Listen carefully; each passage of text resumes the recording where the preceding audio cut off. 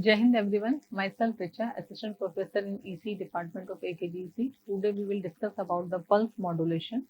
In the last lectures we have discussed about your PEM sampling.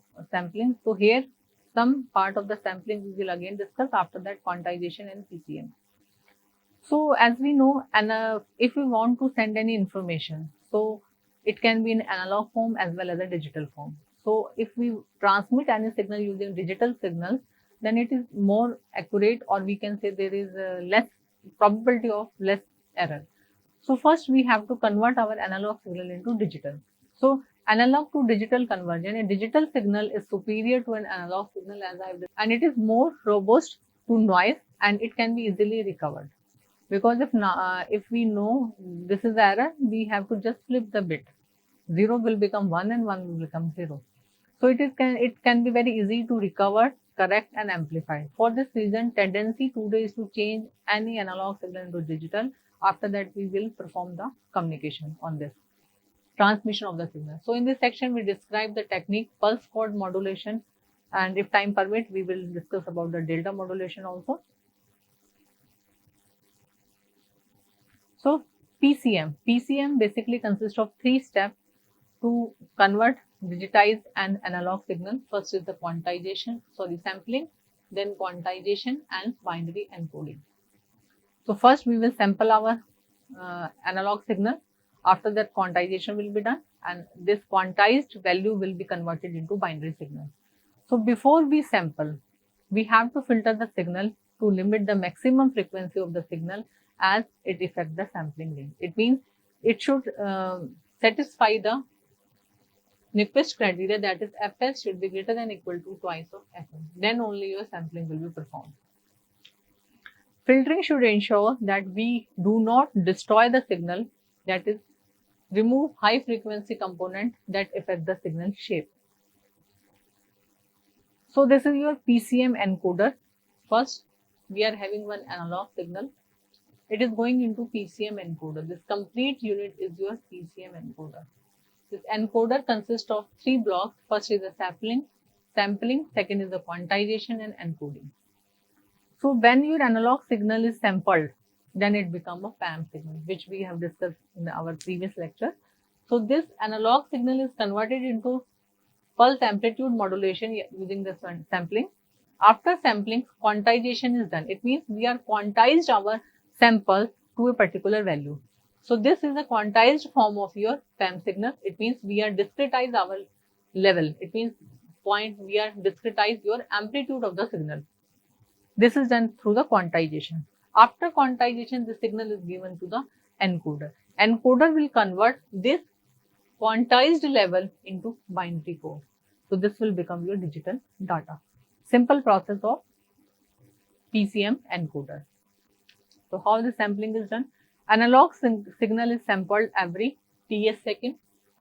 TS is the time interval, or sampling rate is TS and sampling frequency is twice of Fs.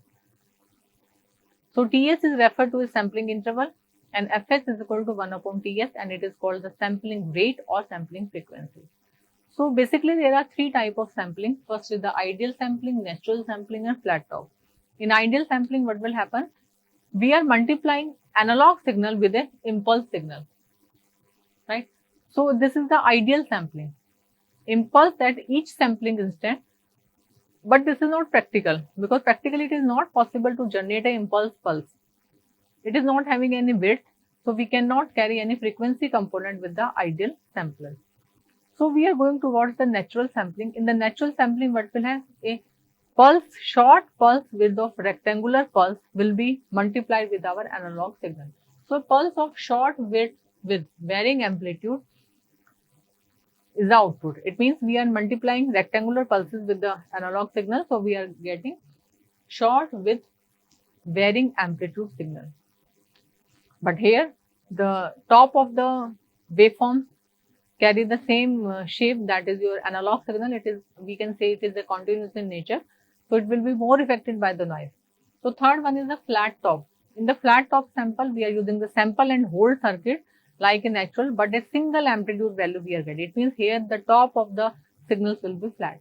So this process is referred to as a pulse amplitude modulation, and outcome is a signal with analog value, non-integer. It means now your continuous analog signal is converted into discrete form, not a digital form. This comes into a discrete form. See, this is your analog signal. After the sampling, you are getting this type of signal. So this is not a discrete, this is a discrete signal, not digital signal. So see, there are three different type of sampling which is discussed here. First is the ideal sampler. It means your analog signal is multiplied with the impulse pulse. It means at this particular time instant you are getting an amplitude, but this time instant you are not getting any amplitude. This is a discrete form, and this time interval is the TS. This is your natural sampling. In the natural sampling, what will happen? A short rectangular pulses are multiplied. So this will be your signal. It's at this time instant you are getting a signal. For this time instant, output is 0. But here, the shape of your top of the signals are as per the shape of your analog signal, which is continuous. It means between this time duration, as time is going to change, amplitude of the signal is going to change. It is continuous in nature. But third one is the flat top. Here, the top of the signals are flat. It means for this particular time duration, amplitude remains fixed. It is not variable with time. It will be either 1 or 0. It is having some height or 0 value. So according to Nyquist theorem, the sampling rate must be at least 2 times highest frequency contained in the message signal. It means your message signal is having some frequency, that is FM, and sampling frequency should be greater than equal to twice of message frequency. This is the required. Otherwise, your sampling will be your signal will be oversampled and undersampled. Okay, so Fs is equal to 2m is your critical sampling. Fs is greater than equal to 2m is required, but Fs is less than equal to 2m is undersampled, which is not required. Undersampled signals are not required. Where? Because here aliasing effect comes into the picture, or we can say the sample pulses will overlap with each other. So Nyquist sampling rate for low pass and band pass signal, if it is a low pass signal, so F minimum will be 0 frequency and maximum will be, it means it will allow this signal to pass, and the rate of Nyquist is equal to twice of FM.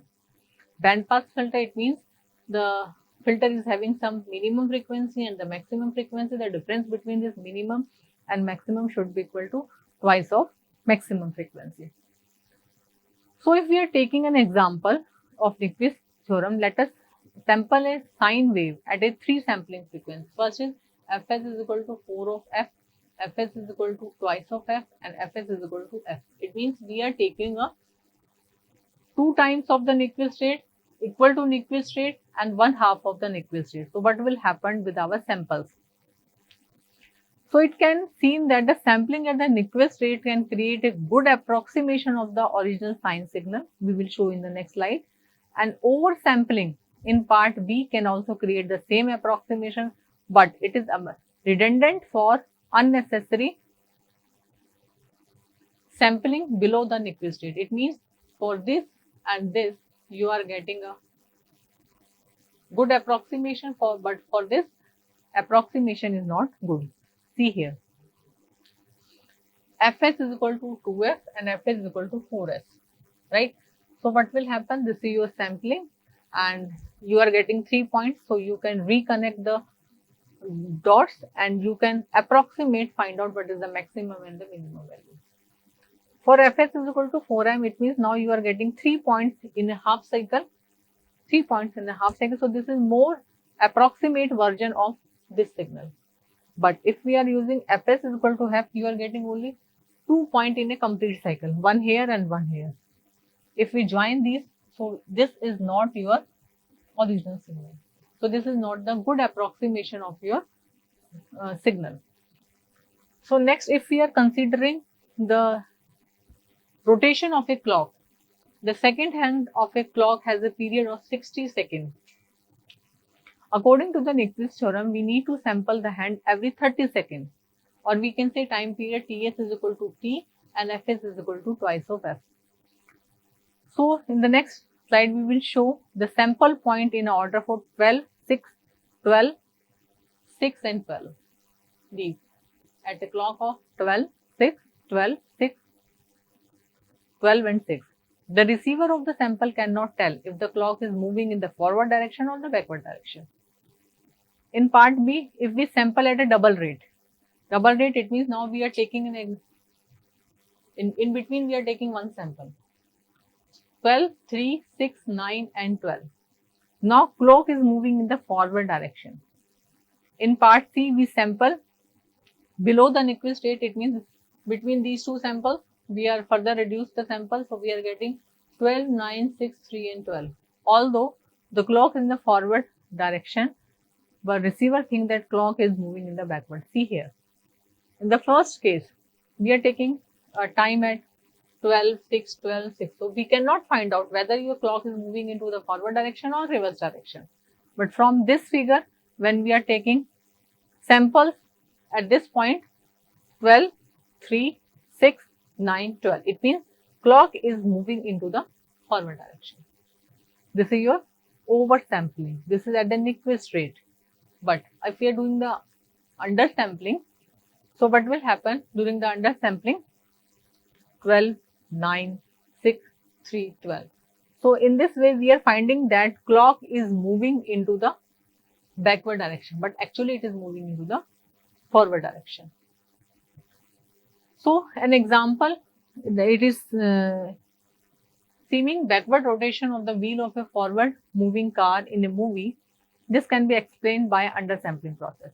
A film is moving at a frame of 20 frames per second.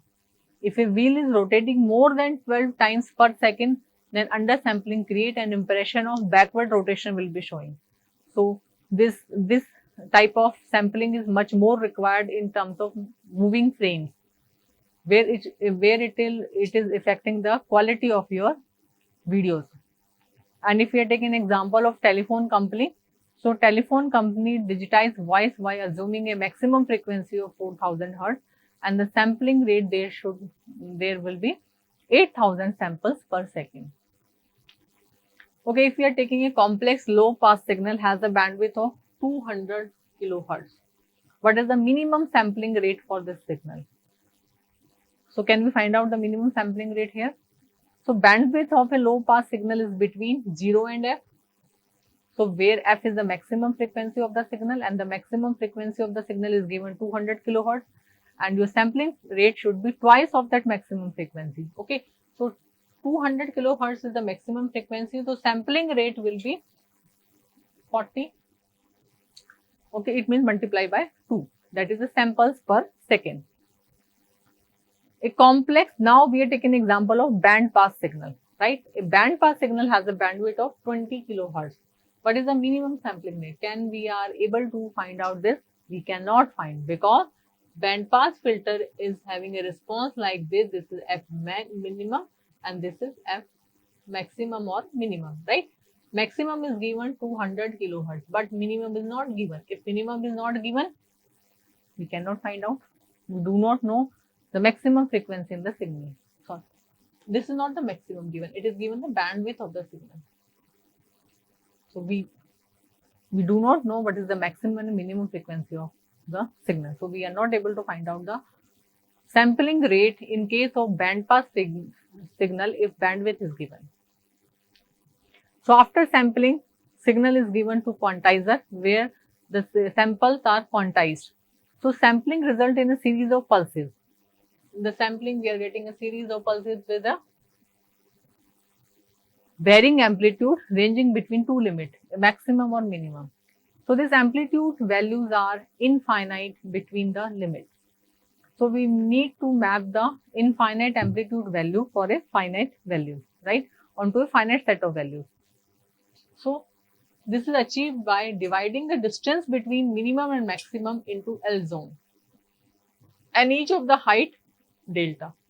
First we will divide maximum and minimum into L number of zones, then height we will take a factor delta. Delta will be maximum minus minimum divided by L. For example, if this is divided into 8 parts, 8 level, then your delta will be maximum. If maximum is 3 volt and minimum is 2 volt, 3 volt minus of 2 volt divided by 8, that will be your delta value. So first quantization level, the midpoint of each zone is assigned to a value. That value is from 0 to L minus 1, resulting in L volt. If we are considering an L zone, so we will take the middle value and we will assign some values. Each sample falling in this zone is then approximately to the value of midpoints. Okay, so we will find out where your signal is lying. If it is across your midpoint, we will take the midpoint. If it is above the midpoint, we will take the next highest point. So how the quantization zone is divided? Assume we have a voltage signal with an amplitude of V minimum is 20 volt, V max is plus 20 volt. Okay, so it means V max or V minimum. This is your V minimum minus 20 volt. V max is equal to 20 volt, right? And now we want to use L level of quantization. It means if we are taking L is equal to 8, it means we want to take 8 levels. We are dividing our complete signal into 8 levels. Okay, so 1, 2, 3, 4, 5, right this. Okay, so we are dividing it into the 8 level. So what is this value? This is the delta. What is this voltage value? So this delta, as we know, this delta is equal to V max minus V min divided by L. Okay, so here your V max is 20, V min is also 20 divided by 8. So it comes out to be 40 by 8, it is 5. So delta will be 5 here. So what will be the 8 zone? So we will start from minus 20, then minus 15, minus 10, minus 5, 0, 5, 10, 15 and 20. So these are the 8 zones.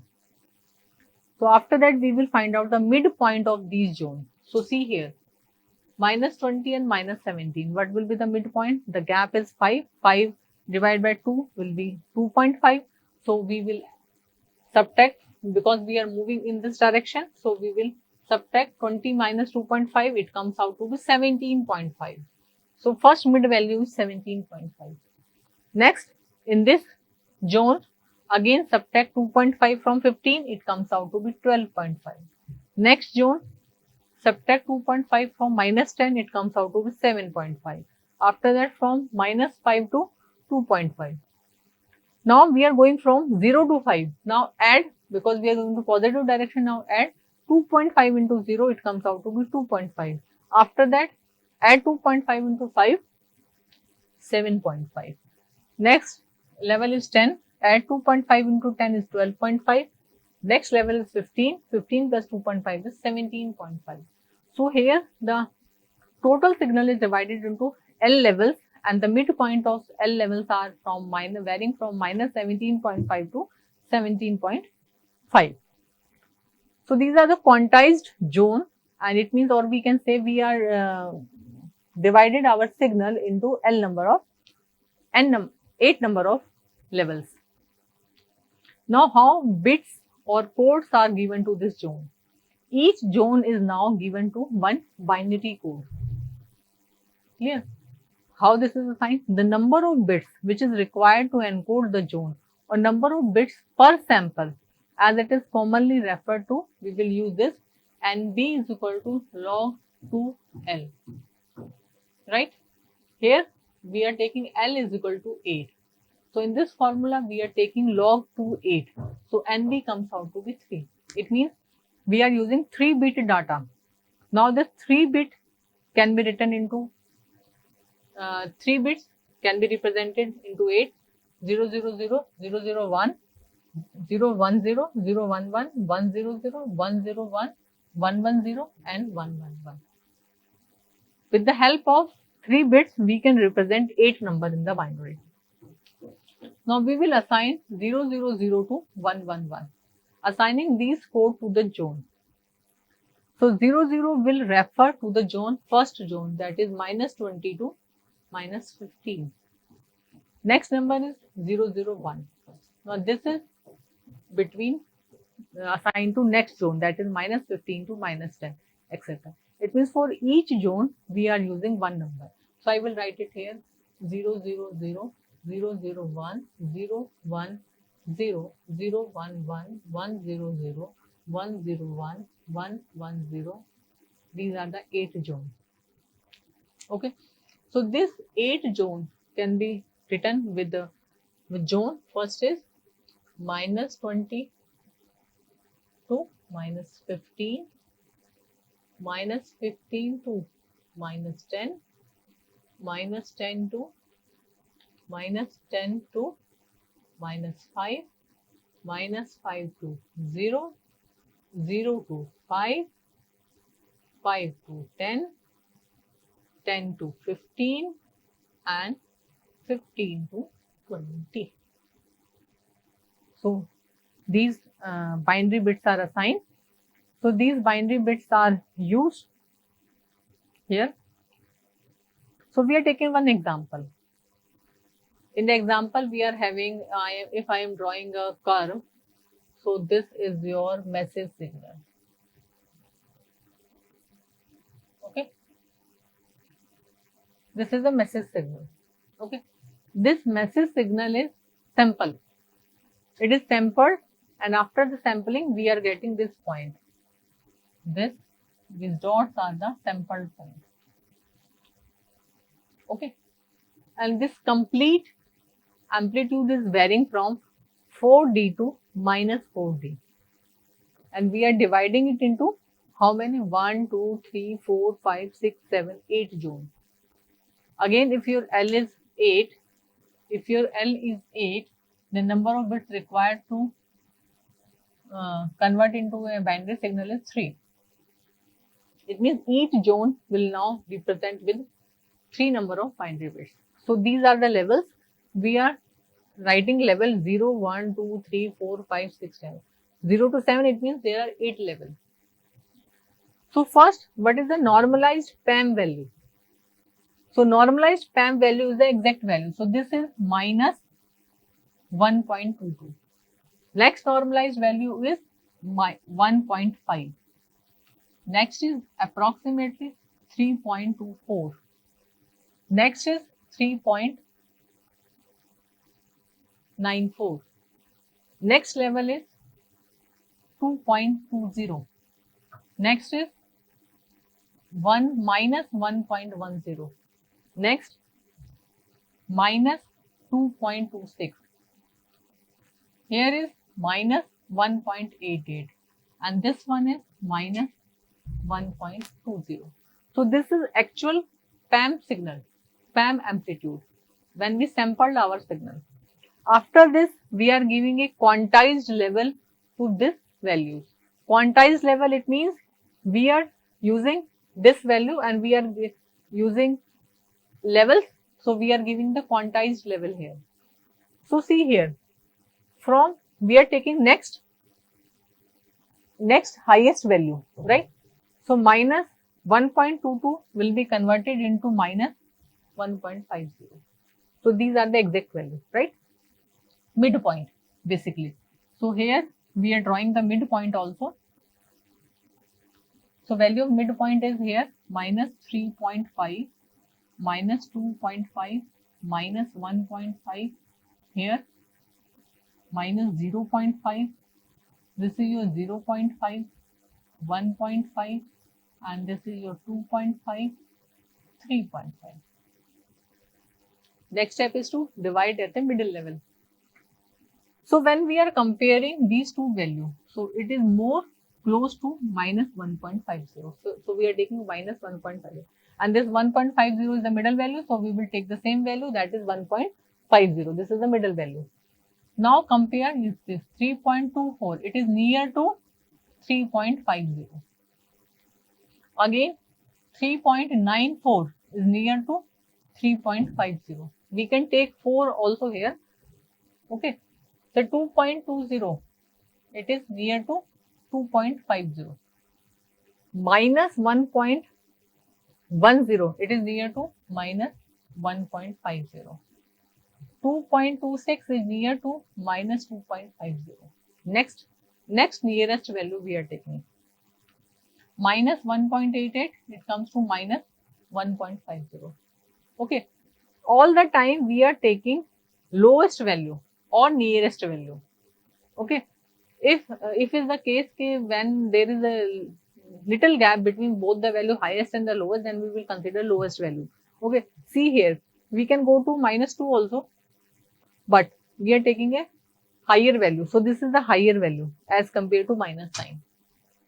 So minus 1.2 is near to minus 1.50. So now if we are find out the error, it means what is the difference between normalized PAM value and the quantized value.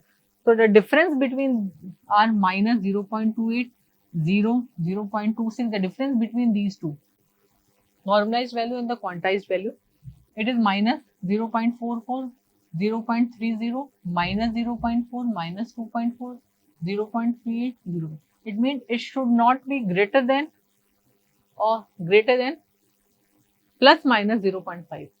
See here, in all the cases, the difference is not equal to plus minus 0.5 because middle value is 0.5. So error should not cross the middle point. So quantized code, see here, for minus 0.38, where it is coming minus 0.38. So minus 0.38 is coming into this. So it comes out to be code 2. For 0, it is,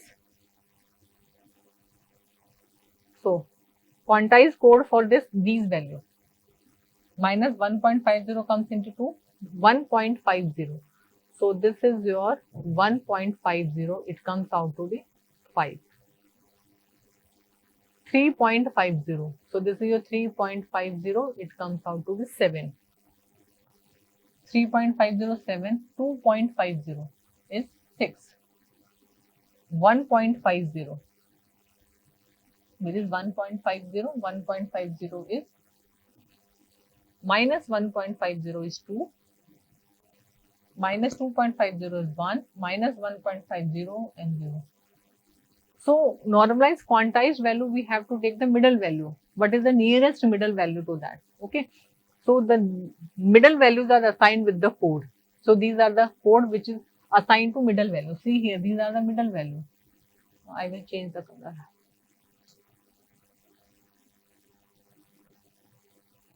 So this is the middle value. See, middle values. So middle value is assigned to 7. Highest value is 7. So we are not taking, so see the case, we are not taking value to 4 because we have not assigned anything to 4. That's why we are taking next nearest middle value, that is less than this, that is 3.50. That's why that is the reason we are not going towards the 4. So as per the binary code, so 2 can be represented by 0, 1, 0, 5 will be 1, 0, 1, 7, 1, 1, 1, 7, 6, 2, 1, 0, 0. So now your data is converted into codes. Now this code is by using it means first your analog signal is sampled using PAM. PAM signal is now discretized using the quantizer with the levels. After the level, middle value of the level will be assigned with the binary code and corresponding middle value of your waveform will be coming in the form of binary bits. Right. So in this way, PCM, we can say pulse code modulation is done. Jai Hind. Thank you. So this is all about your pulse code modulation.